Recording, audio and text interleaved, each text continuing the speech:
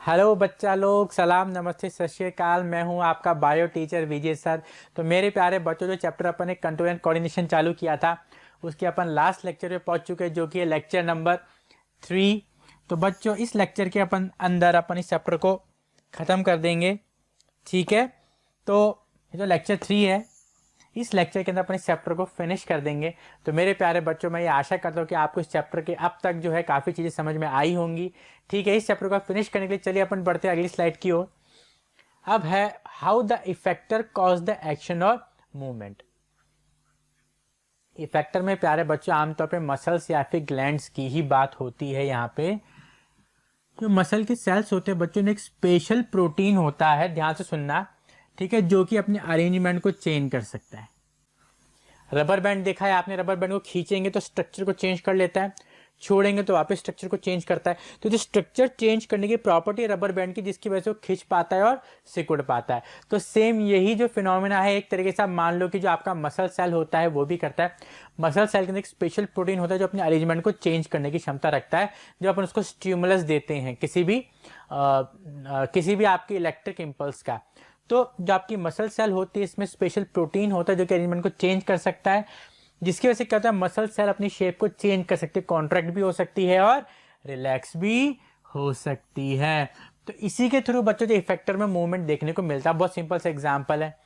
अब ये देखिए, अपनी आर्म है, ऊपर का जो एरिया होता है इसको बोलते हैं बाइसेप और नीचे का जो एरिया होता है उसको बोलते हैं ट्राइसेप। अब मैंने दिमाग में सोचा यार मुझे हैंड्स को फोल्ड करना है, तो मैं हैंड्स को फोल्ड कर पा रहा हूँ।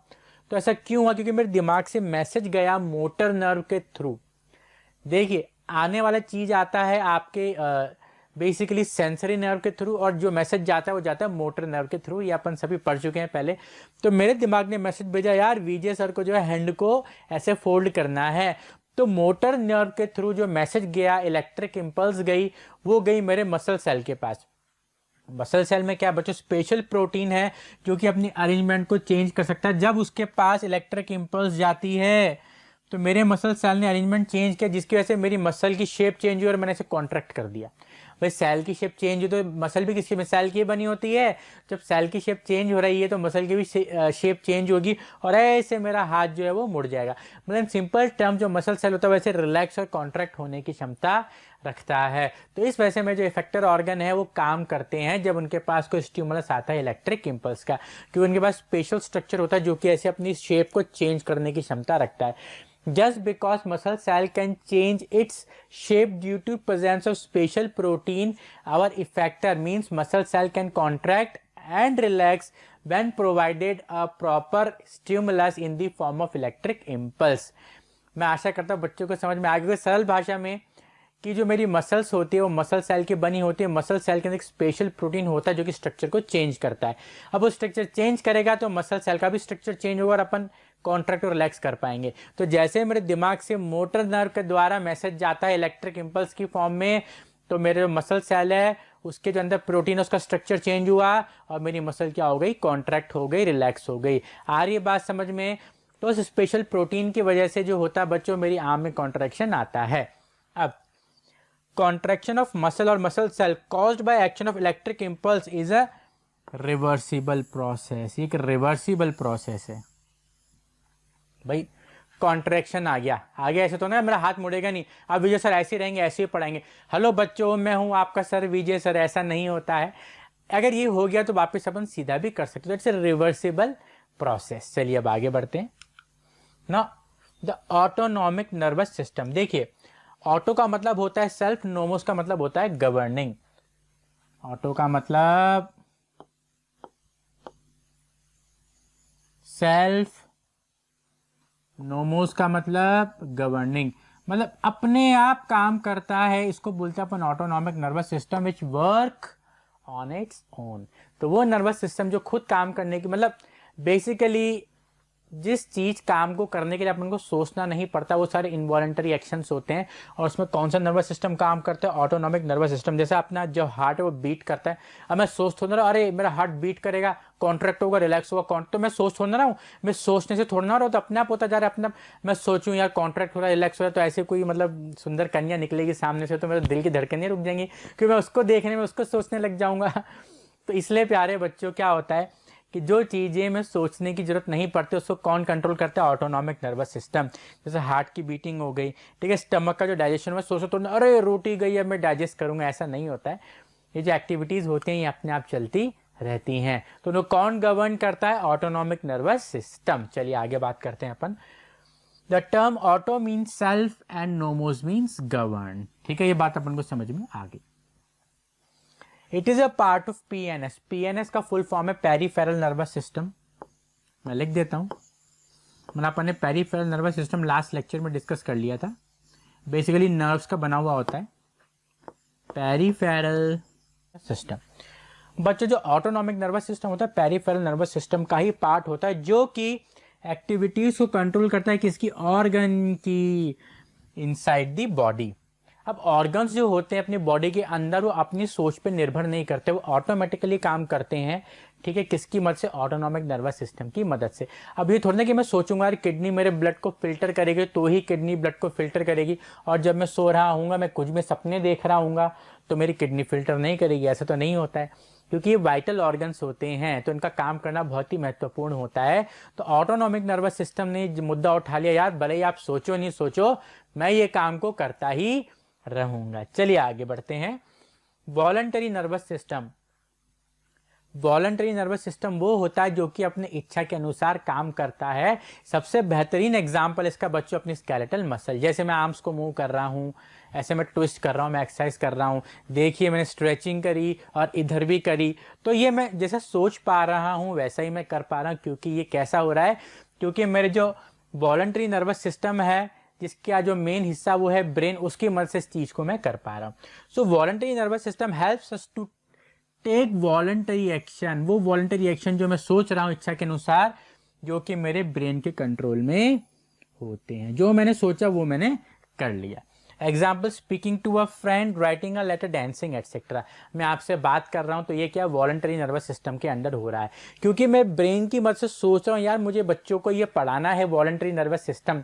तो जो मैंने सोचा मैं बोल पाया और मैं चाहता हूँ बोलना, तो जो मैं चाह रहा हूँ इच्छानुसार वो मैं कर पा रहा हूँ। तो कौन कंट्रोल कर रहा है? वॉलंटरी नर्वस सिस्टम, जिसका जो महत्वपूर्ण हिस्सा होता है बच्चों वो ब्रेन यहाँ पर होता है। चलिए आगे बात करते हैं अपन ना। Voluntary action and involuntary action. जैसे अपन पहले समझ गए वॉलंटरी यानी as per our will, as per our will, इच्छा के अनुसार। इनवॉलंटरी ऑटोमेटिक चलते हैं, not according to our will, यहां पे आप लिख सकते हैं, और not according to our will. ठीक है बच्चों। अब टाइप्स ऑफ नर्वस एक्शन, एक तो वॉलंटरी एक्शन होता है, दूसरा इनवॉलंटरी एक्शन। तो वॉलंटरी एक्शन वो होते हैं जिसको अपन अपनी इच्छा अनुसार कर पाते हैं। जैसे स्केलेटल मसल्स। देखो स्केलेटल मसल वो होती है जो कि स्केलेटल सिस्टम के ऊपर लगी हुई होती हैं। जैसे आपकी बाइसेप हो गई, ट्राइसेप हो गई, लैट मसल हो गई, थाई में होती है आगे, क्वाड्स पीछे होती है, हैमस्ट्रिंग, काफ मसल। ठीक है, तो ये सारी क्या होती है? मसल सोचो, ये मेरी इच्छा अनुसार काम करती है। जैसे देखिए मैं सोच रहा हूँ तो देखिए मूवमेंट आ रहा है, तो ये क्या होता है? Skeletal muscle. तो सबसे बेहतरीन एग्जांपल है स्केलेटल मसल। जैसे raising your hand to answer a question, raising your hand to answer a question. Now involuntary action में क्या होता है? अब इट इन्वॉल्व स्केलेटल मसल, बहुत रेयर होता है। जैसे नी जर्क में क्या होता है, अगर आपको याद हो या आप कभी डॉक्टर के पास विजिट किया हो तो अपन ने पहले भी, जैसे जब मैंने आपको रिफ्लेक्स सेक्शन पढ़ा था, अब याद करो, रिकॉल करो प्यारे बच्चों। आपको याद है कि जब मैंने आपको पहले लेक्चर पढ़ाया था तो उसके अंदर एक जो डॉक्टर था वो ऐसे एक फीमेल पेशेंट के घुटने पे ऐसे छोटा सा हथौड़ा मारा था, तो जो हथौड़ा मारा था टांग यूं हिल रही थी उसकी। तो कहीं ना कहीं स्केलेटल मसल इन्वॉल्व हो रही है, लेकिन ये बहुत रेयर होता है। ठीक है, ये बिना वो सोच रही कि मुझे पैर हिलाना है, बस वो मारने पे पैर ऑटोमेटिकली हिल रहा है। तो हालांकि इन्वॉल्व स्केलेटल मसल हो रही है, लेकिन ये इनवॉलंटरी चल रहा है, और ऐसे बहुत लिमिटेड एग्जाम्पल होते हैं। मोस्ट ऑफ द केसेस में क्या होता है, स्मूथ मसल्स, कार्डियक मसल्स और ग्लैंड्स, ये सब इन्वॉल्व होते हैं। स्मूथ मसल्स किस में पाई जाती है, ऑर्गन में पाई जाती हैं। कार्डियक मसल हार्ट में पाई जाती हैं। ग्लैंड्स तो ये सब अपने विल के कंट्रोल में नहीं होते हैं। तो इनको कौन कंट्रोल करता है, ऑटोनॉमिक नर्वस सिस्टम, या फिर बोल दो ये सारे क्या है, इनवॉलंटरी एक्शन यहाँ पर हो गए। जो चीज वॉलंटरी होती है उसको वॉलंटरी नर्वस सिस्टम कंट्रोल करता है, और जो इनवॉलंटरी होते हैं इनको इनवॉलंटरी नर्वस सिस्टम कंट्रोल यहाँ पर करता है। तो चलिए बच्चों अब आगे बढ़ते हैं। मैं आशा करता हूँ मेरे प्यारे बच्चों को समझ में आ रहा होगा। चिंटू बेटा जल्दी बता, आया समझ में, नहीं आया? चल समझ में आ गया है। तो मेरे प्यारे बच्चों को मैं ऐसा आशा है कि समझ में आ गया होगा। चलिए आगे बढ़ते हैं।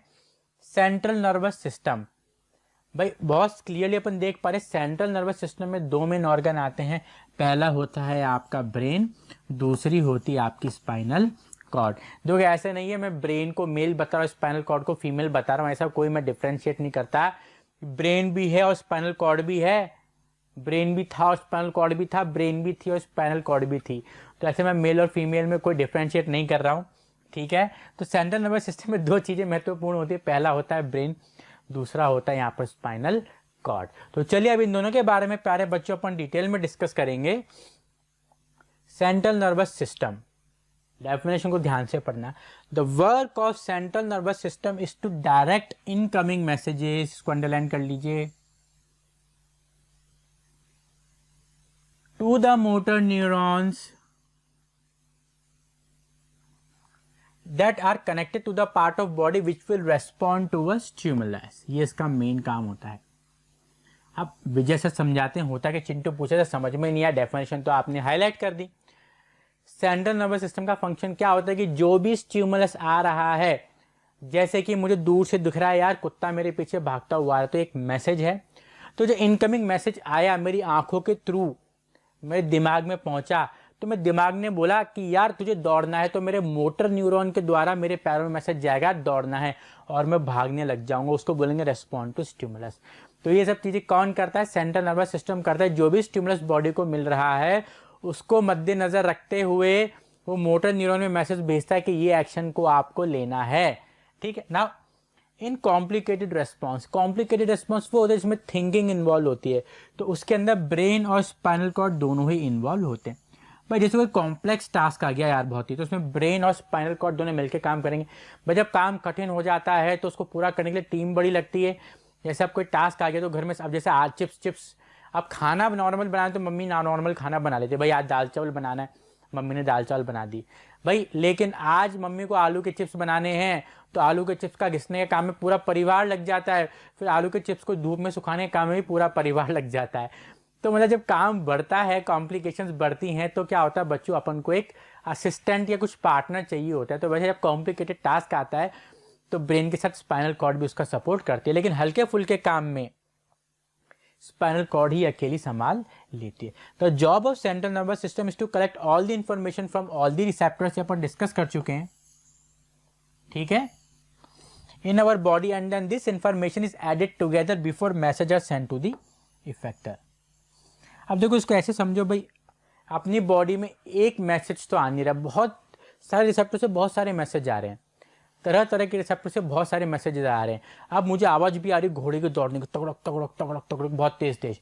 फिर सामने दिख रहा है कि बहुत सारे घोड़े दौड़ते हुए आ रहे हैं, आवाज़ भी बढ़ रही है, तो मेरे कानों से मैसेज गया यार कोई बहुत तेज दौड़ता हुआ आ रहा है, आंखों ने देखा घोड़े दौड़ता हुआ आ रहा है, तो दोनों मैसेज गए ब्रेन के पास, ब्रेन ने उसको एनालाइज किया और बेस्ट अप्रोच निकाली यार कि दोनों सिचुएशन से कैसे बचा सकता है मिक्स करके, कि विजय भाई दौड़ना चालू कर दे वरना घोड़े तुझे रौंदते हुए निकल जाएंगे।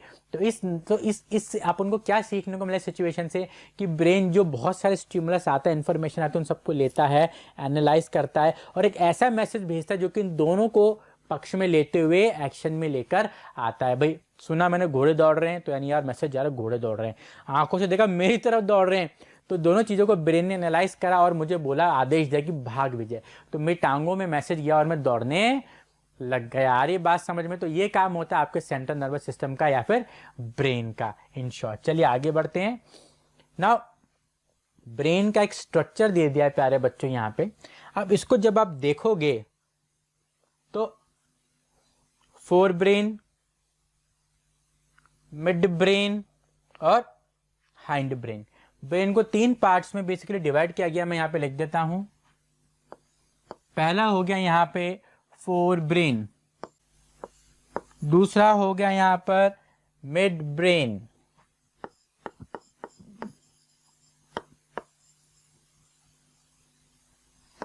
और तीसरा हो गया यहाँ पर हाइंड ब्रेन। अब अपन तीनों को देखेंगे। ये जो आगे वाला हिस्सा होता है वो होता है फोर ब्रेन, ये साइड वाला हिस्सा होता है मिड ब्रेन, और पीछे वाला हिस्सा होता है आपका हाइंड ब्रेन। ये सामने वाला हिस्सा फोर ब्रेन, इधर साइड वाला मिड ब्रेन और पीछे वाला हाइंड ब्रेन। फिर ध्यान से सुनिए, ऐसे सामने वाला हिस्सा हो गया फोर ब्रेन, साइड वाला मिड ब्रेन और पीछे वाला हाइंड ब्रेन। तो इस तरीके से ब्रेन को फोर ब्रेन, मिड ब्रेन और हिंड ब्रेन में डिवाइड कर दिया गया है। ठीक है, अब इसको आगे अपन डिस्कस करेंगे डिटेल में बच्चों।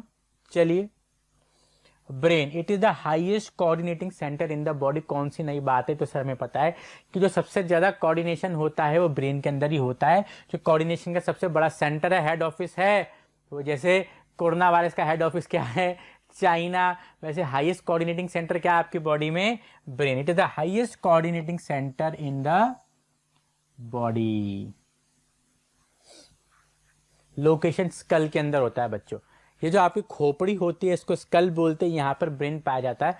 खोपड़ी के ऊपरी हिस्से में, खोपड़ी के ऊपरी हिस्से में एक बोनी बॉक्स होता है जिसको अपन बोलते हैं क्रेनियम। इसके अंदर आपका ब्रेन जो होता है वो प्रोटेक्टेड होता है। अब क्रेनियम और ब्रेन के बीच में 3 परतें होती हैं, उन परतों को बोलते हैं अपन मेनिंजेस। मेम्ब्रेन्स बोल दो, परतें बोलते हैं मेनिंजेस। इनके अंदर एक लिक्विड बड़ा होता है, फ्लूइड भरा होता है, जिसको बोलते हैं सेरेब्रोस्पाइनल फ्लूइड। अब बच्चों इस चीज को समझिए आप कि भाई एक बच्चे को खड़ा कर दिया और सबने बोला उसको है ना बल्ले से सूतो, तो जैसे बल्ले से मारेंगे बच्चे को बैट से, बच्चा पूरा लाल पीला हो जाएगा बैट खा के। लेकिन मैंने बच्चे के चारों तरफ है ना एक मोटा सा एक बैग लपेट दिया, उस बैग में पानी भर दिया।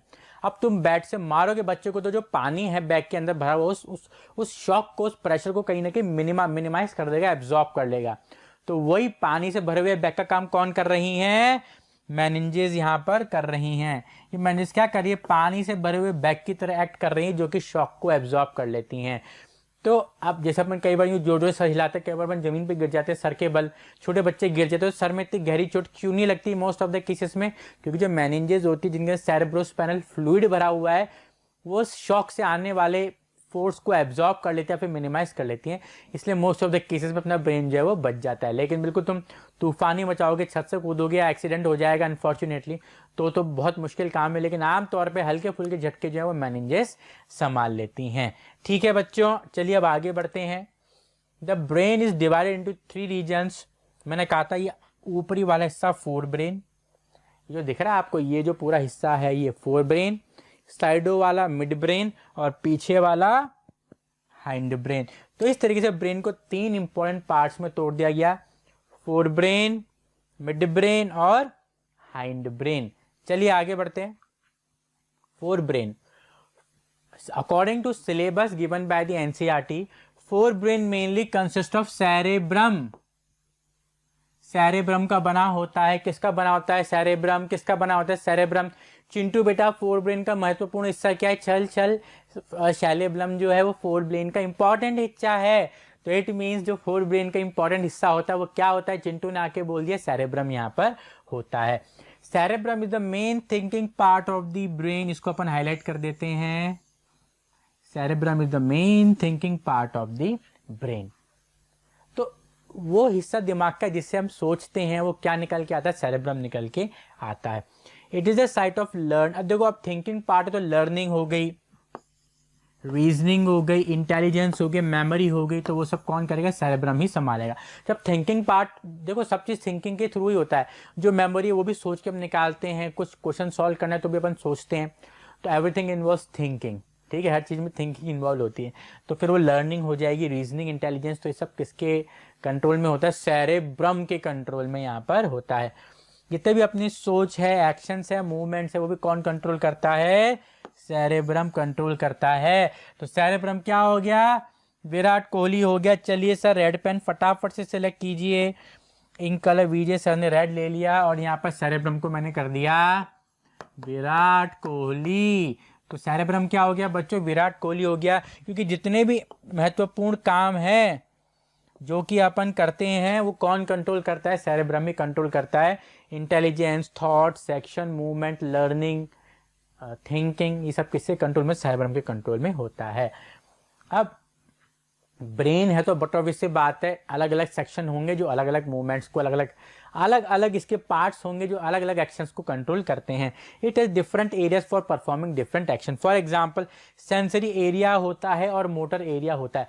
सेंसरी एरिया में क्या होता है, जो सेंस ऑर्गन होते हैं वहां से मैसेज रिसीव करता है, और मोटर एरिया के द्वारा क्या करता है, एक्शन को कंप्लीट करवाता है। जैसे मैंने देखा यार कैमरा चालू हो गया है, मुझे बच्चों को पढ़ाना है, तो सेंसरी न्यूरॉन के थ्रू या सेंसरी नर्व के थ्रू दिमाग में मैसेज गया सेरेब्रम में, यार कैमरा चालू हो गया, पढ़ाना है। तो पढ़ाना है मैसेज आया और मैंने पढ़ाना चालू कर दिया। तो दो एरिया हो गया, सेंसरी एरिया ने यार लिया मैसेज कि बच्चों को पढ़ाना है, मोटर एरिया के द्वारा एक्शन गया, यार मैं पढ़ाना है तो अब मैं पढ़ा रहा हूं। आ रही बात समझ में। अब मैंने देखा खाने की प्लेट पड़ी है, यहाँ पर मैगी है बच्चों, गरम गरम मैगी पड़ी हुई है, बहुत शानदार बनी हुई। तो सेंसरी मैसेज क्या गया, यार मैगी पड़ी हुई है। सेरेब्रम में सेंसरी एरिया मैसेज चला गया, सेरेब्रम में मोटर एरिया को क्या बोले, सो खाना है। तो विजय सर गए और मैगी चुपके से खा ली। मैं चुपके से नहीं खाता, मुझे मिल बांट के खाने में ही अच्छा लगता है, तो मैं भी नहीं खाऊंगा बच्चों, ठीक है। तो इसी तरीके से क्या होता है बच्चों, डिफरेंट एरियाज होते हैं for performing different actions. Now all the voluntary actions of the body are coordinated by cerebrum. तो शॉर्ट में लर्न कर लीजिए, जो भी वॉलंटरी एक्शन होते हैं, वॉलंटरी एक्शन क्या होते हैं चिंटू बेटा, चिंटू ने मुझे कान में कहा सर वॉलंटरी एक्शन वो होते हैं जो हम सोच के करते हैं। तो कौन कंट्रोल करता है चिंटू सर, सेरेब्रम करता है। चलिए आगे बढ़ते हैं अपन मिड ब्रेन। तो फोर ब्रेन अपन ने समझ लिया, फोर ब्रेन का जो महत्वपूर्ण हिस्सा होता है वो होता है cerebrum. Now coming to mid brain, ये वाला हिस्सा होता है। अब बच्चों मिड ब्रेन में वैसे तो कोई ऐसे मिड ब्रेन का कोई ऐसे स्पेसिफिक हिस्सा नहीं होता, जैसे फोर ब्रेन का जो एक इंपॉर्टेंट हिस्सा था वो होता है सेरेब्रम, लेकिन यहाँ पर मिड ब्रेन का कोई स्पेसिफिक हिस्सा यहाँ पर नहीं होता। मिड ब्रेन क्या करता है, रिफ्लेक्स मूवमेंट को कंट्रोल करता है, जैसे हेड, नेक और trunk reason. Head, neck and trunk reason. भाई हेड हो गया, ये आपको पता है, हेड, नेक, गर्दन, ट्रंक, ये वो एरिया जिसपे अपन बनियान पहनते हैं उसको ट्रंक बनियान को भी ट्रंक ही बोलते हैं। तो एरिया जिसपे अपन बनियान पहनते हैं उसको ट्रंक एरिया बोला जाता है। तो यहाँ के वो रिफ्लेक्स एक्शन को कंट्रोल करता है। आ रही बात समझे, कौन करता है, मिड ब्रेन यहाँ पर कंट्रोल करता है reflex section of head, neck and trunk area. It also control reflex movement of I muscle. जैसे अब भाई बहुत तेज रोशनी आ रही है, तो अचानक से जो है ना मेरी आंखों का जो प्यूपिल है वो छोटा हो जाएगा, कम रोशनी आएगी। अंधेरे कमरे में क्या प्यूपिल बड़ा हो जाएगा, डायलेट हो जाएगा, ज्यादा रोशनी के दिखने लग जाएगा मुझे। तो इसमें भी कहीं ना कहीं मिड ब्रेन का एक रोल रहता है इस चीज को भी अटेम्प्ट करने में, परफॉर्म करने में। तो बेसिकली मिड ब्रेन क्या करता है, मिड ब्रेन का कोई स्पेसिफिक हिस्सा नहीं होता। रिफ्लेक्स मूवमेंट कंट्रोल करता है हेड, नेक और ट्रंक के, in response to visual and auditory response. Visual यानी देखना, ऑडिटरी यानी सुनना। तो देख के और सुन के जो रिफ्लेक्स सेक्शन आते हैं हेड, नेक और ट्रंक में, उसको कौन कंट्रोल करता है, मिड ब्रेन कंट्रोल करता है। चलिए आगे बढ़ते, हैंड ब्रेन की बात करते हैं। भाई हैंड ब्रेन कहने को तो हैंड, लेकिन तीन महत्वपूर्ण हिस्से देखने को मिलते हैं, पॉन्स, सेरेबेलम एंड मेड्यूला। ये तीन इसके इंपॉर्टेंट पार्ट्स होते हैं बच्चों। अब पॉन्स टेक्स पार्ट, ये जो लिखी हुई है स्टेटमेंट्स वो आपको घोट के पी जानी प्यारे बच्चों।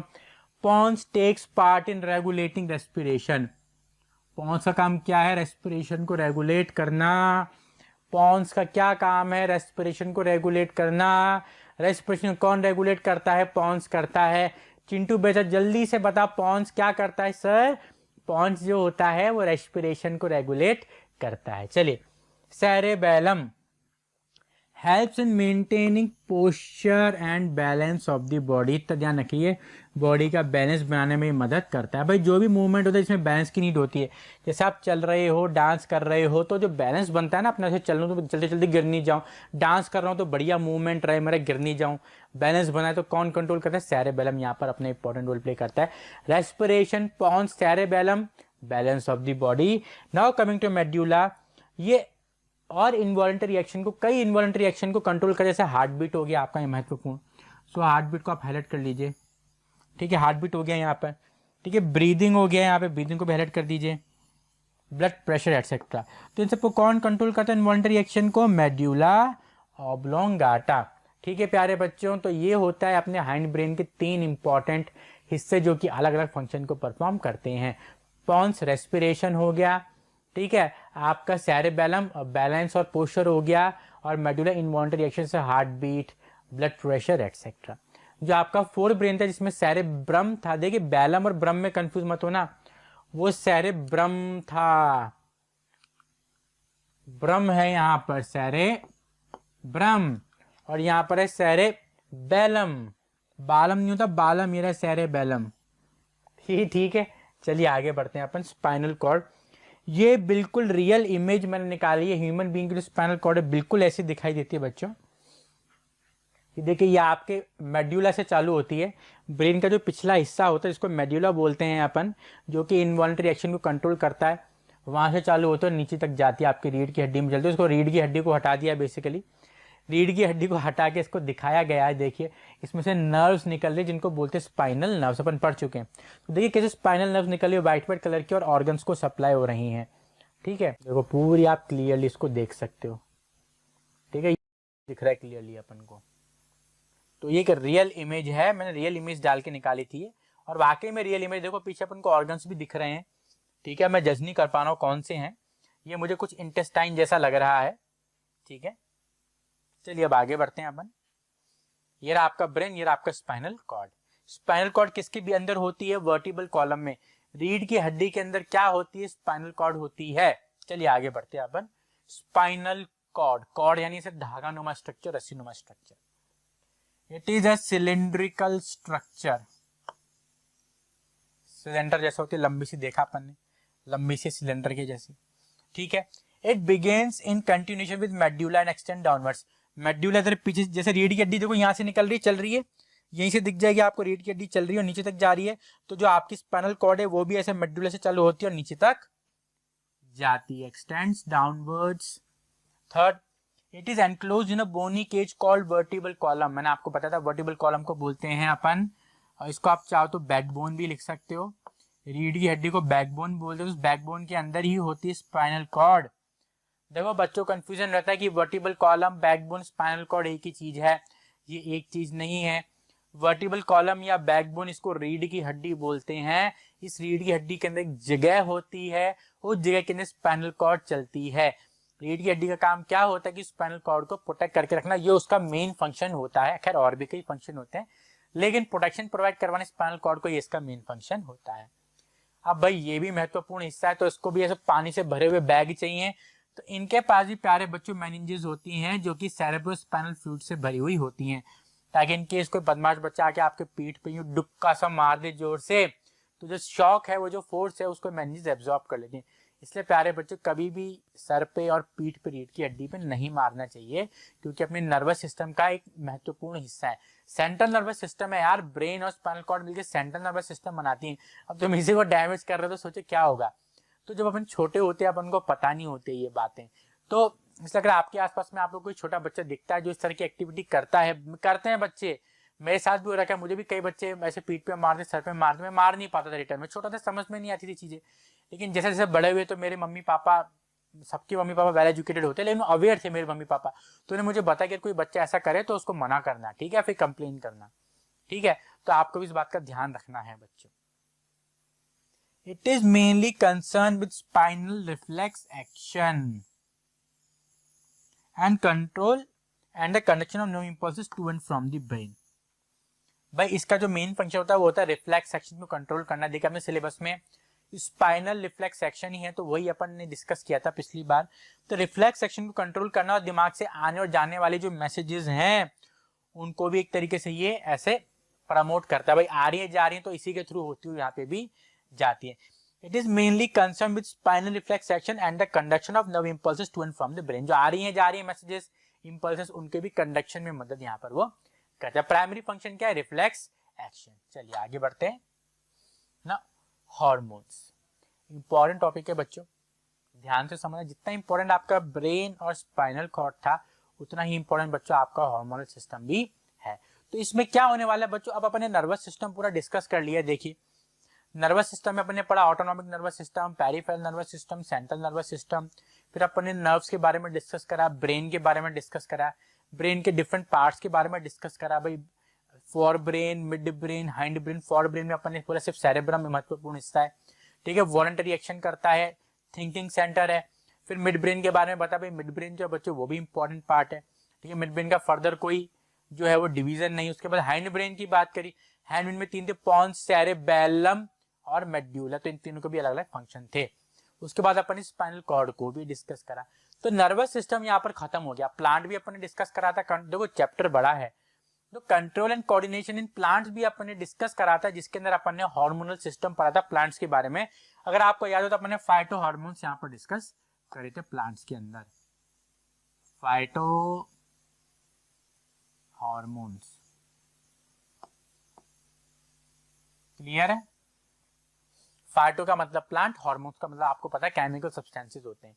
तो अब वो जो सिचुएशन प्लांट में पड़ती है वही सिचुएशन अब एनिमल में डिस्कस करेंगे, क्योंकि प्लांट के पास नर्वस सिस्टम नहीं था तो वो क्विक रेस्पॉन्स शो नहीं कर सकते, लेकिन एनिमल्स के पास नर्वस सिस्टम है लाइक मी, तो अपन क्विक रेस्पॉन्स शो कर सकते हैं। क्विक रेस्पॉन्स होता नहीं कि ब्रेक डांस ही करेंगे, जो मैं क्विक समझा रहा हूँ आपको रेस्पॉन्टेनियसली एट द सेम टाइम समझा रहा हूँ, वो भी क्विक रेस्पॉन्स के अंदर ही आता है। अब बच्चों यहाँ तक बात खत्म हो गई। अब देखिए इस बात को समझिए, अगर नर्वस सिस्टम है तो एंडोक्राइन सिस्टम की जरूरत क्यों हुई? बहुत अच्छी बात है भाई, जब नर्वस सिस्टम है, फास्ट भी है, तो भगवान ने एंडोक्राइन सिस्टम क्यों बना दिया? सर बात ही समझ में नहीं आई। देखिए नर्व जो होती है वो हर जगह नहीं पहुंच सकती, तो जहाँ पे नर्व नहीं पहुंच सकती वहां पे अपने हार्मोनल सिस्टम पहुंच जाता है। इसलिए अपने अंदर नर्वस सिस्टम और एंडोक्राइन सिस्टम दोनों ही सिस्टम भगवान ने प्रोवाइड करवाया, नर्वस सिस्टम भी और एंडोक्राइन सिस्टम भी। तो दोनों सिस्टम मिलके एक भाई बहन की तरह काम करते हैं। फिर देखिए मैं दोबारा डिफरेंशिएट नहीं करूंगा कौन भाई है कौन बहन है, आपको जो सोचते हैं सोच लीजिए, मेरे दोनों बराबर हैं। तो दोनों एंडोक्राइन सिस्टम और आपका नर्वस सिस्टम मिलकर काम करते हैं एनिमल्स में, ताकि जो रेस्पॉन्स निकल के आए वो एक ऑप्टिमाइज्ड रेस्पॉन्स निकल के यहाँ पे आता है। तो हार्मोन्स की बात करते हैं बच्चों, तो हार्मोन्स आते हैं एंडोक्राइन सिस्टम के अंदर, जिनको अपन डिस्कस करेंगे आगे। पहले हार्मोन समझिए होता क्या है। Hormones are the chemical substances, आप इन्हें केमिकल मैसेंजर्स भी बोल सकते हो, they can also be called as chemical messengers. आप इसे केमिकल मैसेंजर्स भी बोल सकते हो। बहुत कम क्वांटिटी में सीक्रेट होते हैं, तो इसको आपको ध्यान रखना है, इन वेरी स्मॉल क्वांटिटीज, इस चीज का आप ध्यान रखना है। By specialised tissue in the body called endocrine glands, आपके बॉडी में कुछ ऑर्गन्स होते हैं। देखिए पहले समझो ग्लैंड क्या होता है। ग्लैंड आपकी बॉडी का एक हिस्सा होता है, ऑर्गन होता है, जो कुछ ना कुछ बना के निकालता है। अब जैसे मैं बात करूं अपनी बॉडी में, यहाँ पे थायराइड ग्लैंड होता है जो थायरोक्सिन हार्मोन बनाता है। तो क्योंकि ये ऑर्गन हार्मोन बना के निकाल रहा है, ब्लड में डाल रहा है, इसलिए उसको ग्लैंड बोलते हैं। तो ग्लैंड क्या होते हैं? ऑर्गन होते हैं या फिर ग्रुप ऑफ टिश्यूज होते हैं जो कि कुछ ना कुछ बनाते हैं और उसे निकाल के ब्लड में डाल देते हैं। तो hormones most of the cases में ब्लड में ही ट्रेवल करता है, और जो ऑर्गन हार्मोन्स बनाते हैं उन्हें ग्लैंड्स बोला जाता है इन सिंपल वर्ड्स। ग्लैंड क्या हुआ? वो ऑर्गन जो कुछ ना कुछ बना के निकालता है, और निकालने को बोलते सीक्रेट करना। भाई थायराइड ग्लैंड ने थायरोक्सिन निकाला, तो थायराइड ग्लैंड सीक्रेट यानी निकाला थायरोक्सिन हार्मोन को, निकालने को बोलते सीक्रेट करना। मैं लिख देता हूं यहाँ पे, निकालना यानी सीक्रेट करना। ये वो सीक्रेट वो नहीं है वो गुप्त वाला कि भाई सीक्रेट है ये इसको छुपा के रखा, वो सीक्रेट मतलब निकालना। तो जो ग्लैंड्स होते हैं वो हार्मोन्स को सीक्रेट करते हैं, बना के निकालते हैं, ठीक है। तो हार्मोन्स क्या हुए? हार्मोन्स केमिकल मैसेंजर्स हुए, केमिकल्स हुए, ठीक है, जो कि बहुत कम क्वांटिटी में एंडोक्राइन ग्लैंड्स बनाते हैं और ब्लड में उसको निकाल देते हैं। Now the hormones coordinate the activities of living organism and also their growth, अपनी एक्टिविटी को भी कोऑर्डिनेट करते हैं, ग्रोथ में भी महत्वपूर्ण रोल प्ले करते हैं। जैसे ग्रोथ हार्मोन हो गया, उसको अपन जीएच बोलते हैं, आगे पढ़ेंगे कि ग्रोथ हार्मोन क्या करता है, ह्यूमन की ग्रोथ में मदद करता है, बोन्स और मसल्स की। ग्रोथ हार्मोन कम सीक्रेट होगा तो इंसान नाटा रह जाएगा, और ज्यादा सीक्रेट होगा तो इंसान खली बन जाएगा। तो नाटे को बोलते हैं ड्वार्फ, खली को बोलते हैं एक्रोमेगैली। कौन सी मेगैली? एक्रोमेगैली, जिसमें इंसान में ग्रोथ हार्मोन एबनॉर्मल क्वांटिटी में रिलीज होता है, जिसकी वजह से उसकी जो ऐसे बोन्स लंबी लंबी हो जाएंगी, लंबा हो जाएगा। आगे डिस्कस करेंगे, फोटो भी दिखाऊंगा, समझ रहे हो। They are poured directly into the blood and carried throughout the body by blood circulation. मैंने कहा था ना ब्लड में डाल दिया जाता है. They have effect at the site different from the site where they are produced. Virat Kohli point लिख दो यहां पर वीके. मतलब हार्मोन बनता कहीं और है, असर कहीं और जाकर करता है, ये इसकी खासियत है. अब जैसे थायराइड ग्लैंड है, वो थायरोक्सिन बनाएगा, थायरोक्सिन ब्लड के थ्रू बॉडी में जाएगा और टारगेट ऑर्गन के ऊपर जाके काम करेगा. ये नहीं कि थायराइड ग्लैंड ने थायरोक्सिन बनाया और उसी के ऊपर काम करेगा. ये तो हो गया भैया, जिस थाली में का उसे में छेद कर दिया, भाई मैंने तुझे बनाया तो मेरे ऊपर ही आक्रमण कर रहा है. तो ऐसा हार्मोन बहुत इज्जतदार लोग है भाई, अपनी ईमानदारी का काम पूरे तरीके से करते हैं. तो जिसने बनाया उसके ऊपर आक्रमण नहीं करेंगे, टारगेट ऑर्गन के ऊपर जाकर ये आक्रमण करेंगे. आगे अपन पढ़ेंगे कौन कौन से इनके टारगेट ऑर्गन्स होते हैं. चलिए बच्चों अब आगे बढ़ते हैं अपन. ये कुछ केमिकल ऐसी बॉन्डिंग इमेज ली है मैंने, जो आपके हार्मोन्स भी क्या केमिकल्स है, तो केमिकल से बॉन्ड्स होते हैं. तो इस तरीके से बच्चों के रफली जो है 3D डायग्राम है, जो एक हार्मोन को रिप्रेजेंट कर रहा है in an imaginary way. Endocrine system. Endocrine system में क्या होते हैं बच्चों? एंडोक्राइन ग्लैंड्स होते हैं. अभी मैं समझाऊंगा एंडोक्राइन और एक्सोक्राइन ग्लैंड क्या होते हैं. एंडोक्राइन ग्लैंड इंपॉर्टेंट इसलिए रेड में लिख दिया मैंने. एक्सोक्राइन ग्लैंड भी होते हैं. अब बच्चों इस चीज को समझना, एंडोक्राइन ग्लैंड्स वो होते हैं जो अपने सीक्रेशन को सीधा ब्लड में डालते हैं. दे पुट देयर सीक्रेशंस, इनके secretion most of the cases में हार्मोन्स होते हैं और इनके पास कोई डक्ट नहीं होती है. No duct. डक्ट यानी कोई ऐसी वेसल नहीं होती, कोई इनके पास नली नहीं होती है जिसको ये यूज करते, सीधा ब्लड में डालते हैं.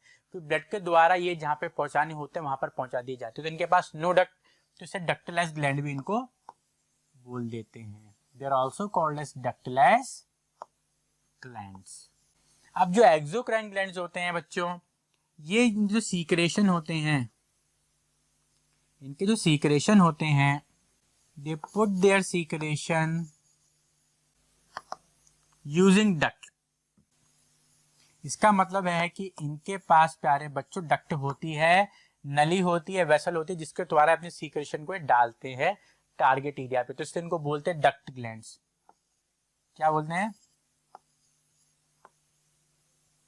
तो इनके पास डक्ट होती है, तो ब्लड में ना डाल के डक्ट के द्वारा, ऐसे नली के द्वारा जहां पे पहुंचाना होता है उनको पहुंचा दिया जाता है. तो एक्सोक्राइन ग्लैंड क्या हो गए? डक्ट ग्लैंड हो गए, क्योंकि अपने सीक्रेशन को डक्ट के द्वारा टारगेट तक पहुंचाते हैं. जो एंडोक्राइन ग्लैंड होते हैं बच्चों, डक्टलेस ग्लैंड होते हैं और इनके सीक्रेशन जो कि आमतौर पे हार्मोन्स होते हैं, इसे ब्लड के द्वारा टारगेट साइट पे पहुंचा दिया जाता है. अच्छा, एक स्पेशल और आते हैं जिन्हें बोलते हैं मिक्सोक्राइन ग्लैंड, जो दोनों ही फंक्शन परफॉर्म करते हैं, एंडोक्राइन का भी और एक्सोक्राइन का भी. जैसे टेस्टिस हो गई.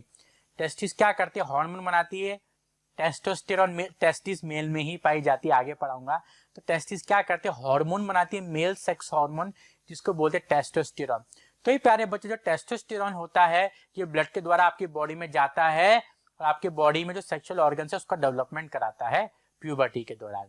उसी के साथ साथ टेस्टिस स्पर्म्स भी बनाती हैं और स्पर्म एक ट्यूब के द्वारा डिलीवर की जाती है. तो इसमें डक्ट भी आ गई और ब्लड के अंदर भी सीक्रेशन डाल दिया गया. स्पर्म डक्ट के द्वारा, हार्मोन ब्लड के अंदर, तो दोनों की तरह इसने काम करा. उसको अपन मिक्सोक्राइन ग्लैंड भी बोल सकते हैं. तो अपन देखें, अब एंडोक्राइन ग्लैंड ही पढ़ेंगे अपन यहाँ पर. तो देखिए, ये रहा हाइपोथैलेमस दिमाग में. हाइपोथैलेमस के नीचे पिट्यूटरी ग्लैंड ऐसे मटर के दाने जैसा होता है.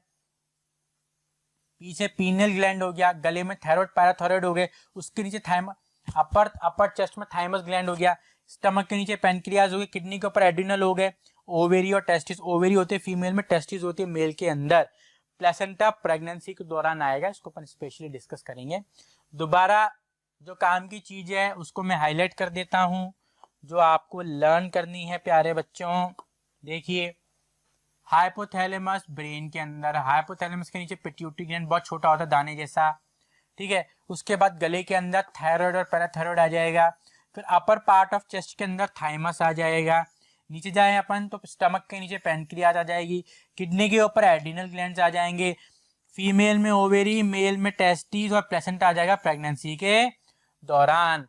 ये पीनियल ग्लैंड को अपन डिस्कस नहीं करेंगे क्योंकि आमतौर पर इसको ऐसे मतलब वेस्टिजियल ही बोला गया है. तो अपन जो डिस्कस करेंगे उसको मैंने हाईलाइट यहाँ पर कर दिया है. तो ये सारे क्या है प्यारे बच्चों? ये सारे हैं आपके एंडोक्राइन ग्लैंड्स जो अपने सीक्रेशन को यानी अपने बनने वाले हार्मोन्स को सीधा ब्लड में डाल देते हैं और ब्लड में सर्कुलेट होके ये अपने टारगेट ऑर्गन या टारगेट साइट तक पहुंचते हैं और वहां पे फंक्शन को अंजाम दे देते हैं। इनकलाब जिंदाबाद। चलिए आगे बढ़ते हैं। Endocrine system, a group of endocrine glands which produces various hormones is called endocrine system। इसे हार्मोनल सिस्टम भी बोला जाता है क्योंकि देखिए बहुत सारे एंडोक्राइन ग्लैंड्स हैं, इनके ग्रुप को अपन क्या बोलते हैं, endocrine system. Hormone, the hormones produced by endocrine glands ये मैसेंजर की तरह काम करते हैं between nervous system and organs of our body. जहां जहां पर आपके नर्वस सिस्टम नहीं पहुंच पाता वहां पे एंडोक्राइन सिस्टम पहुंच जाता है। तो एंडोक्राइन सिस्टम क्या करता है, एक मैसेंजर की तरह काम करता है, एक डाके की तरह काम करता है नर्वस सिस्टम और बॉडी ऑर्गन्स के बीच में। विराट कोहली पॉइंट है, लिख देना वीके पॉइंट। चलिए अब ब्लू सिलेक्ट करते हैं अपन। The complete coordination in human body is achieve by nervous system as well as endocrine system. अच्छी बात है भाई। देखो मैंने बताया आपको कि हर जगह जो है आपका नर्वस सिस्टम नहीं पहुंच सकता और हर जगह भी एंडोक्राइन सिस्टम नहीं पहुंच सकता, तो दोनों को मिलजुल के यहाँ पर साथ ही हाथ बटाना जैसे काम करना पड़ेगा। आगे बढ़ते हैं।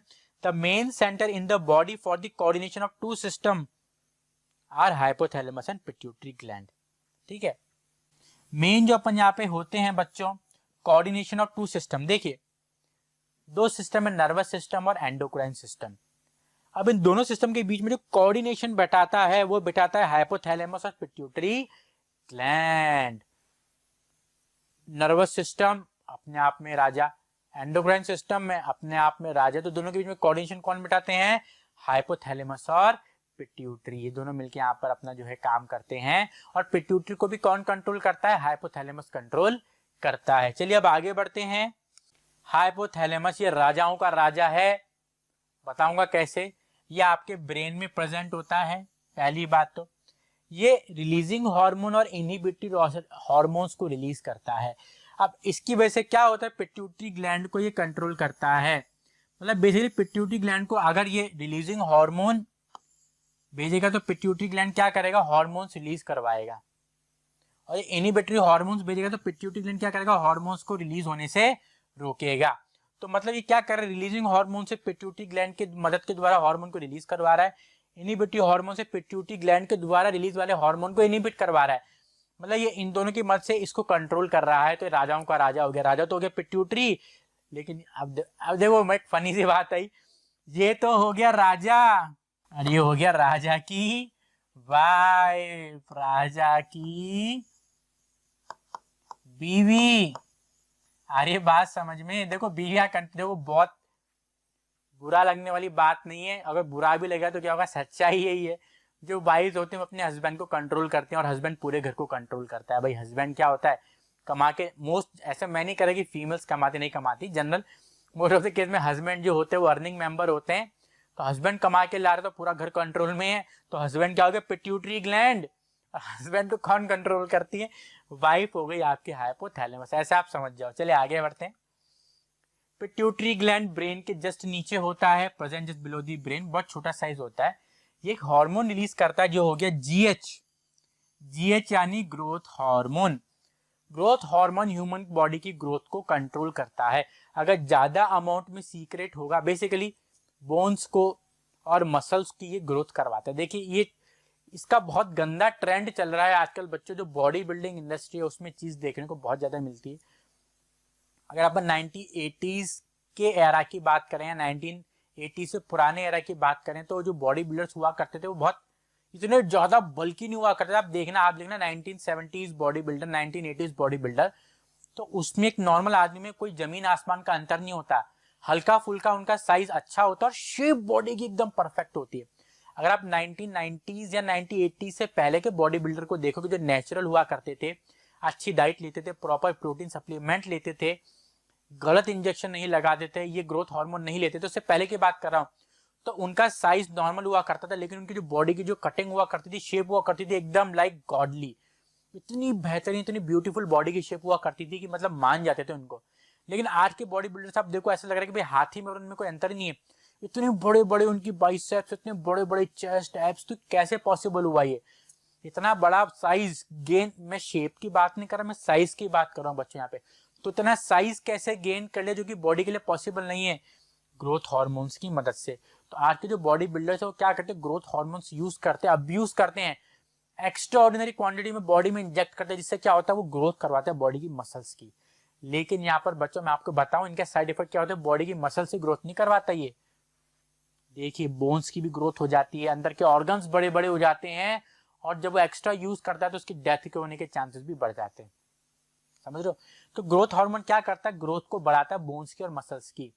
तो जैसे कई लोग नाटे रह जाते हैं तो उनको भी ग्रोथ हार्मोन दिया जाता है, लेकिन वो एक लिमिटेड क्वांटिटी में और मेडिसिनल पर्पस के लिए जाते हैं। लेकिन जो एक नॉर्मल आदमी है उसे मसल बिल्डिंग के लिए ग्रोथ हार्मोन को यूज कर रहा है, तो उसको तैयार रहना पड़ेगा उसके साइड इफेक्ट्स को भी भुगतने के लिए, क्योंकि सिर्फ उसकी मसल्स ही बड़ी नहीं होंगी, उसकी बोन्स भी बड़ी हो जाएंगे, उसके अंदर के ऑर्गन भी बड़े हो जाएंगे, वो दिखेंगे ऐसे निकलते हुए। समझ रहे हो? तो जो बल्कीनेस आती है वो गलत तरीके से आती है हार्मोन वाले इंजेक्शन लेने से। जो एक नेचुरल बॉडी बिल्डर होता है वो दिखेगा नहीं, जब अपनी कपड़े शर्ट्स जो है वो ओपन करेगा तो उसकी बॉडी की जो शेप होगी वो बताएगी यार ये गजब का आदमी है। चलिए, अब जिस आदमी में ग्रोथ हार्मोन की कमी हो जाती है तो देखिए वो लंबा नहीं हो पाया, उसको बोलते हैं ड्वार्फ। और जिसमें ज्यादा सीक्रेट हो गया, देखो ऐसा नहीं इस बंदे ने जो इंजेक्शन लगाए हैं ऐसा नहीं है, ये नेचुरली इसकी बॉडी में कुछ ऐसा डिफेक्ट आ गया जिसकी वजह से ग्रोथ हार्मोन एक्स्ट्रा निकल गया। तो देखिए ऐसे बेचारा का मुंह जो है अजीब सा लंबा हो गया, हाइट कुछ ज्यादा लंबी हो गई, तो इसको बोलते हैं एक्रोमेगैली। ये हो गया ड्वार्फिज्म, हो गया एक्रोमेगैली। आगे बढ़ते हैं। थायराइड ग्लैंड, जो नेक एरिया है, नेक एरिया यहाँ पे होता है थायराइड ग्लैंड। ये जो हार्मोन बनाता है, सीक्रेट करता है, उसको बोलते हैं थायरोक्सिन। थायरोक्सिन बनने के लिए आयोडीन की रिक्वायरमेंट बहुत चाहिए होती है। अगर आपकी बॉडी में आयोडीन नहीं जा रहा है तो थायरोक्सिन ग्लैंड जो है बराबर काम नहीं कर पाएगा, और जिसकी वजह से आपको बीमारी हो जाएगी जिसको बोलते हैं गोइटर। मैंने कहा था गले में होता है आपका थायराइड ग्लैंड। ये क्या करता है, हार्मोन बनाता है थायरोक्सिन, जिसका काम होता है मेटाबॉलिज्म करना। किसका? कार्बोहाइड्रेट, फैट और प्रोटीन का मेटाबॉलिज्म करना। कौन करता है? थायरोक्सिन यहाँ पर करता है। अगर आपकी बॉडी में आयोडीन नहीं होगा तो थायरोक्सिन नहीं बन पाएगा, और जिसकी वजह से आपका थायराइड ग्लैंड सूज जाएगा, जिसको बोलते हैं गोइटर। तो इस बीमारी से आपको बचना है तो आपको अपनी डाइट में आयोडीन शामिल करना पड़ेगा। कैसे मिलेगा? आयोडाइज सॉल्ट मार्केट में आता है, कोई सा भी नमक ले लो, टाटा का नमक ले लो, आयोडीन होता है, तो आपकी समस्या दूर हो जाएगी। नहीं तो सी फूड जो लोग खाते हैं उनमें आयोडीन की कमी अपने आप पूरी हो जाती है, क्योंकि जो सी फूड होता है उसमें आयोडीन भरपूर मात्रा में होता है। चलिए आगे बढ़ते हैं। पैराथायरॉयड ग्लैंड 4 होते हैं और थायराइड ग्लैंड के साथ ही मिले हुए होते हैं। These are 4 parathyroid gland and embedded in the thyroid. Thyroid के साथ ही मिले हुए ये होते हैं। थायराइड सीक्रेट करता है थायरोक्सिन हार्मोन, और ये पैराथायराइड सीक्रेट करते हैं पैराथ हार्मोन। फंक्शन क्या होता है? कैल्शियम और फॉस्फेट के लेवल को ब्लड के अंदर कंट्रोल करता है, ना ज्यादा होने देता है ना कम होने देता है, नीड के अनुसार इसको चेंज करता रहता है। कौन? पैराथ हार्मोन। कौन सीक्रेट करता है? Parathyroid gland. कहां पर होते हैं? 4 होते हैं, थायराइड के साथ मिले हुए होते हैं। आगे बढ़ते हैं। थाइमस ग्लैंड थोड़ा सा अपर चेस्ट में होते हैं, अपर चेस्ट की साइड में होते हैं, नेक के लोअर एरिया में, चेस्ट के अपर एरिया में। थाइमस ग्लैंड क्या करते हैं बच्चों? थाइमस हार्मोन रिलीज करते हैं। ये आपकी बॉडी की इम्यूनिटी को कहीं ना कहीं कोऑर्डिनेट करता है, इम्यून सिस्टम को डेवलप करता है। तो जब बच्चा छोटा होता है, जिसका इम्यून सिस्टम कमजोर होता है, उसमें थाइमस ग्लैंड आपको बड़ा देखने को मिलेगी, उसकी इम्यूनिटी डेवलप हो रही होती है। फिर जब बच्चा बड़ा होता है, इम्यूनिटी डेवलप हो जाता है, तो सिकुड़ जाता है, छोटा हो जाता है, क्योंकि उसने अपना काम वहां पर कर लिया। चलिए, पैनक्रियास, विराट कोहली कर दो इसको जल्दी से, वी के लिख दीजिए बच्चों। चिंटू बेटा इस पे ध्यान देना। चिंटू बेटा, पेनक्रियास कहाँ होती? सर पेनक्रियास जो होती है it is present below the stomach, stomach के नीचे होती है सर। 7th में भी हमें पढ़ाया था। ये क्या सीक्रेट करती है? इंसुलिन हार्मोन को सीक्रेट करती है। इंसुलिन क्यों इंपॉर्टेंट है? क्योंकि आपके ब्लड में जो शुगर लेवल होता है, जो ग्लूकोज लेवल होता है, उसको मेंटेन करने का काम करता है। अगर आपने कुछ मीठा खा लिया, ब्लड में शुगर की मात्रा बढ़ गई, तो उसको कौन कम करेगा? इंसुलिन कम करेगा। इसलिए जिन लोगों में इंसुलिन नेचुरली नहीं बन पाता है उनकी बॉडी में डायबिटीज हो जाती है। वैसे नॉर्मल डायबिटीज को लोग कंट्रोल कर सकते हैं, जैसे वेट को आप मैनेज करो, ओवर वेट मत होने दो, एक्सरसाइज करो, बैलेंस डाइट लो, शुगर को कट डाउन करो, और हल्की फुल्की मेडिसिन लेके आप डायबिटीज को कंट्रोल में रख सकते हो। लेकिन डायबिटीज जब आउट ऑफ कंट्रोल हो जाती है तो आपको इंसुलिन के इंजेक्शन लगवाने पड़ते हैं, जो कि मैं सही नहीं मानता। तो इसलिए मेरे प्यारे बच्चों, अपने हेल्थ का पूरा ध्यान रखें, वेट को कंट्रोल में रखें, एक्सरसाइज करें, बैलेंस डाइट लें, और शुगर को कट डाउन करें। एक्सेस में शुगर नहीं, पूरी कैंडी चॉकलेट सही नहीं है बच्चों। और शुगर चलोगे, मोटे अच्छे भी नहीं लगते। बहुत सिंपल सी बात है, देखो मोटा आदमी सुंदर नहीं लगता और हर कोई चाहता है मैं सुंदर दिखूं। देखिए बात ऐसी है कि अगर आपका फीचर अच्छे नहीं लेकिन आपका चेहरा एकदम पतला है ना तो अपने आप चमक के दिखता है, लेकिन सुंदर फीचर लेकिन मोटा सा चेहरा तो वो सुंदर फीचर ही। जैसे मैं बात करूं सारा अली खान की, तो सारा अली खान पहले बहुत मोटी थी, तो उसका फेस आप देखना सब भरा हुआ था, दिखते नहीं था कि इतनी सुंदर लड़की है, लेकिन जब उसने वेट लॉस किया तो अपन ने देखा वो फिल्मों में जो एक्टिंग कर रही है, हालांकि उसकी कुली नंबर 1 जो है वो फ्लॉप हो चुकी है अनफॉर्चुनेटली, उससे कारण आ गया। लेकिन मैं आपको जैसे एग्जाम्पल दे रहा हूँ, तो फिट और सुंदर रहना है तो बच्चों वेट को मेंटेन करिए। कैसे होगा? बैलेंस डाइट लीजिए, शुगर को कट डाउन कीजिए और एक्सरसाइज करिए। तो देखिए जब डायबिटीज होती है प्यारे बच्चों, तो ऐसे देखिए मेरे फादर को भी डायबिटीज है, लेकिन मेरे फादर अवेयर हैं, उनकी एज भी बहुत ज्यादा है लेकिन फिर भी वो अवेयर हैं। डायबिटीज बहुत नॉर्मल लेवल पे है, मतलब शुगर हल्की फुल्की बढ़ती है तो ना तो उनको इंसुलिन के इंजेक्शन लेने पड़ते, ना ही उनको दवाई लेनी पड़ती है। दवाई भी कभी कभी लेते हैं, और बाकी उन्होंने अपनी एक्सरसाइज पे फुल फोकस कर रखा है, डेली वॉकिंग पे जाते हैं, डाइट को बैलेंस वे में लेते हैं, शुगर को कट डाउन कर रखा है, तो उन्होंने अपनी डायबिटीज वैसे ही मेंटेन कर रखी है। तो ऐसे में चाहता हूँ मेरे प्यारे बच्चों कि आप भी इतना अच्छे करें कि आपको कभी बीमारी लगे ही नहीं। तो कोई मशीन है जिसके थ्रू आपका जो ब्लड शुगर लेवल है जांचा जाता है। आगे एड्रीनल ग्लैंड्स, ये भी इंपॉर्टेंट है, इधर भी लिख दो वीके। विराट कोहली टॉपिक क्या हुआ चिंटू बेटा? हाँ चल गया, ठीक है, थैंक यू चिंटू, चिंटू ने मेरी मदद कर दी। एड्रीनल ग्लैंड, रीनल मतलब किडनी, क्या होता है चिंटू बेटा? चल किडनी होता है, तो किडनी के ऊपर एड्रीनल, किडनी के ऊपर जो ग्लैंड्स होते हैं उन्हें बोलते हैं एड्रीनल ग्लैंड्स। 2 किडनी है तो 2 किडनी के ऊपर ऐसे टोपी के जैसे होते हैं, जैसे ये रही किडनी पर ऐसे टोपी के जैसे बैठे हुए होते हैं प्यारे बच्चों। अगर आप इसको देखोगे तो ऐसे किडनी के ऊपर टोपी के जैसे बैठे हुए होते हैं एड्रीनल ग्लैंड्स। तो 2 किडनी है तो कितने हो गए? 2 हो गए। अब ये एड्रिनल ग्लैंड्स क्या करते हैं? एड्रेनलिन हार्मोन को सीक्रेट करते हैं।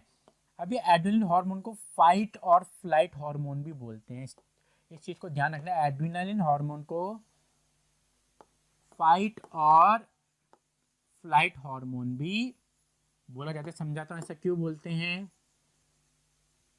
देखो होता क्या है प्यारे बच्चों, अचानक से कुत्ता पीछे पड़ गया, अब जैसे अचानक से कुत्ता पीछे पड़ा तो अपनी बॉडी में धम से एड्रेनलिन रिलीज होता है और एक एड्रेनलिन बूस्ट मिलता है। एड्रेनलिन क्या करता है?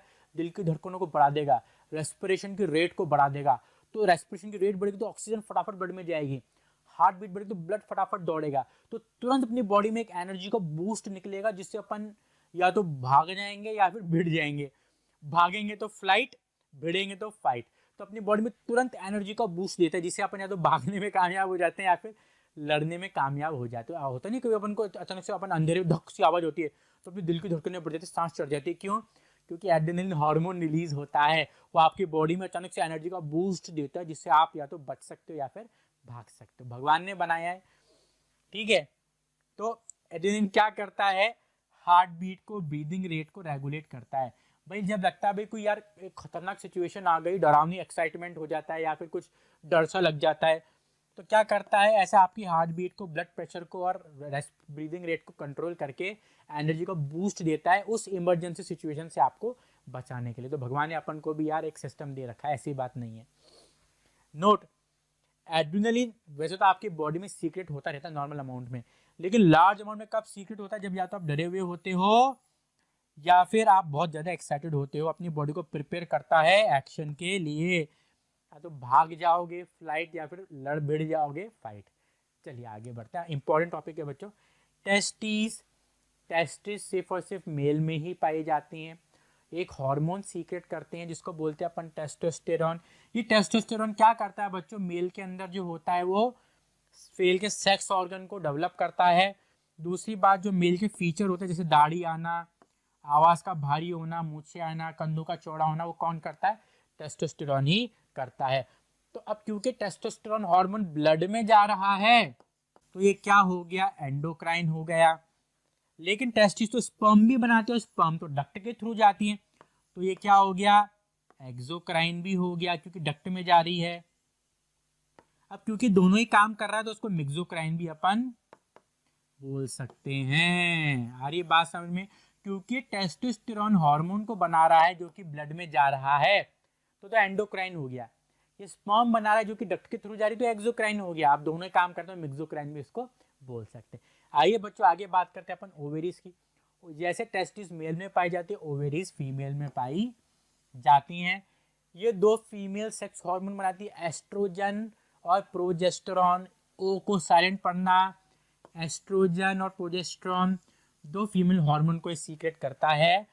एस्ट्रोजन का काम होता है फीमेल सेक्स ऑर्गन को डेवलप करना और साथ ही साथ में फीमेल फीचर्स को लेके आना, जैसे आवाज़ का, जैसे लड़की नुमा होना, फेमिनाइन वॉइस, स्किन का सॉफ्ट होना, डेवलपमेंट ऑफ मेमोरी ग्लैंड्स, तो ये सब कौन करवाता है? एस्ट्रोजन करवाता है। प्रोजेस्टेरॉन क्या करता है? यूट्रस को चेंज करता है मेंस्ट्रुअल साइकिल के दौरान। जो मेंस्ट्रुअल साइकिल में यूट्रस में चेंजेस आते हैं वो किसकी मदद से आते हैं? प्रोजेस्टेरॉन की मदद से आते हैं। साथ ही साथ में ओवम भी बना रहा है। अब ये दो हार्मोन तो ब्लड में जाते हैं तो एंडोक्राइन हो गया, ओवम ट्यूब के थ्रू जाते तो एक्सोक्राइन हो गया। अब ये भी दोनों कर रहा है तो उसको मिक्सोक्राइन आप बोल सकते हो। अब बच्चों जो टॉपिक है फीडबैक मैकेनिज्म, ये भी विराट कोहली टॉपिक है, मैं आपको बता दूं तो इसको कम मत समझना, इसको आप कम समझने की गलती मत कर देना। होता क्या है बच्चों, देखिए हार्मोन अगर ज़्यादा निकलेगा तो भी गलत है, कम निकलेगा तो भी गलत है। मैं बोले दूध पीना जरूरी है, अब एक बच्चा एक बाल्टी दूध पी रहा है, एक बच्चा एक बूंद पी रहा है, दोनों केसेस में गलत है। आपको हर चीज़ मॉडरेट अमाउंट में, रिक्वायर्ड अमाउंट में ही लेनी होती है। तो अगर हार्मोन ज़्यादा सीक्रेट होगा तो भी गड़बड़ होगी, कम सीक्रेट होगा तो भी गड़बड़ होगी। जैसे ग्रोथ हार्मोन ज़्यादा सीक्रेट हो रहा था तो एक्रोमेगैली हो रही थी, आदमी से खली बन रहा था, कम सीक्रेट हो रहा था तो नाटा बन रहा था, तो गड़बड़ है ना। बैलेंस होना चाहिए। तो ये बैलेंस बनाने वाला जो सिस्टम है उसको बोलते हैं फीडबैक मैकेनिज्म।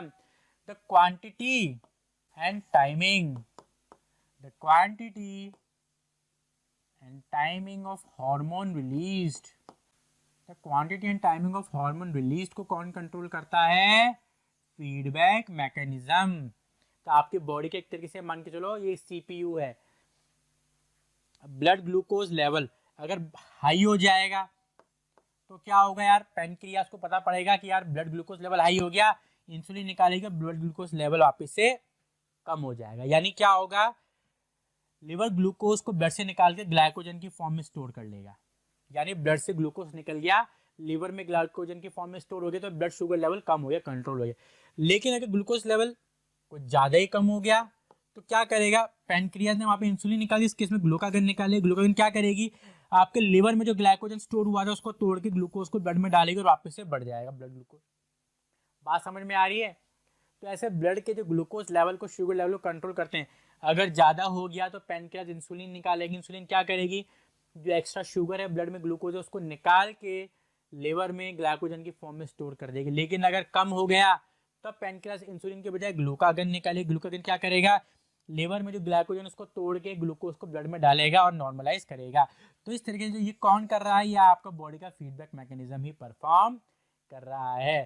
तो मेरे प्यारे बच्चों, मैं आशा करता हूँ आज का लेक्चर आपको समझ में आया होगा और मेरी पूरी कामना है और मेरा पूर्ण विश्वास है मेरे प्यारे बच्चों पे जो मुझे टीवी स्क्रीन के उस तरफ देख रहे हैं कि मेरा जो लेक्चर है, मेरी जो मेहनत है बच्चों, वो जरूर रंग लाएगी आपके बोर्ड के एग्जाम्स के दौरान। तो प्यारे बच्चों, अगर आपको ये वीडियो पसंद आता है तो इस वीडियो को लाइक कीजिए, हमारे चैनल को सब्सक्राइब कीजिए। अगर आप चाहते हैं कि आपके आने वाले वीडियो जो है वो मिस ना हो जाए तो बेल आइकन को भी प्रेस कर दीजिए। तो आज के लेक्चर में बस इतना ही, ध्यान रखना, take care and bye bye.